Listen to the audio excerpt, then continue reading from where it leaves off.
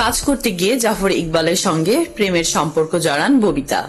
সুদর্শন, smart ও stylish নায়ক হিসেবে পরিচিত পাওয়া এই নায়কের সঙ্গে প্রেমের কথা অকপটে স্বীকারও করেছেন বরেণ্য এই অভিনয় শিল্পী। ক্যান্সারে আক্রান্ত হয়ে 1992 সালের 8 জানুয়ারি মারা যান জাফর ইকবাল। গুঞ্জন ছড়িয়েছিল যে ববিতার সঙ্গে সম্পর্ক ভাঙার কারণে মানসিকভাবে বিপর্যস্ত হয়ে যান তিনি। পরবর্তী সময়ে অগোছালো, অনিয়ন্ত্রিত জীবনযাপন সহ নানা কারণে ক্যান্সারে আক্রান্ত হন এই নায়ক। শেষ সময়ে ববিতাও জানতে পেরেছিলেন জাফর ইকবালের ক্যান্সারের কথা। জানান, শেষ দিকে শুটিং এ অমনোযোগী হয়ে উঠেছিলেন জাফর ইকবাল।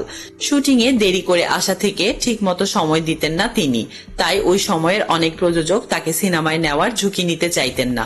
প্রযোজকদের বুঝিয়ে বাদল খন্দকারের একটি ছবিতে জাফর ইকবালের দায়িত্ব নেন ববিতা। সেবারই শেষবারের মতো দুজন একসঙ্গে শুটিং করেন।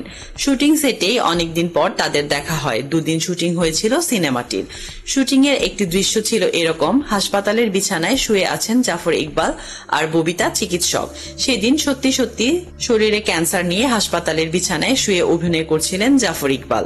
কাউকে কিছু জানাননি তিনি। তবে সেদিন ববিতার চোখে জাফর ইকবালকে দেখাচ্ছিল বেশি উদাসীন, অগোছালো। মনে হচ্ছিল অসুস্থ। জিজ্ঞেস করেছিলেন, আপনাকে এমন কেন দেখাচ্ছে, অসুস্থ নাকি? তবে উত্তরে জাফর ইকবাল কি জানিয়েছিলেন তা বলেননি তিনি।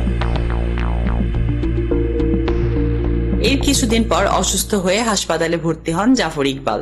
তখন জানতে পারেন সেদিন হাসপাতালের শুটিং এর দিন। জাফর ইকবাল শরীরে ক্যান্সার নিয়ে শুটিং করছিলেন। খবরটা শুনে খুব মন খারাপ হয়েছিল ববিতার। মন ভেঙে গিয়েছিল। তবে যাওয়ার ইচ্ছা থাকলেও সময় মিলিয়ে যাওয়া হয়নি ববিতার।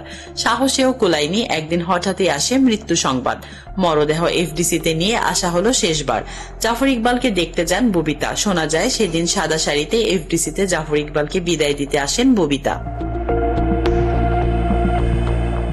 তাসলিমা আক্তার শিমু, SBS বাংলা।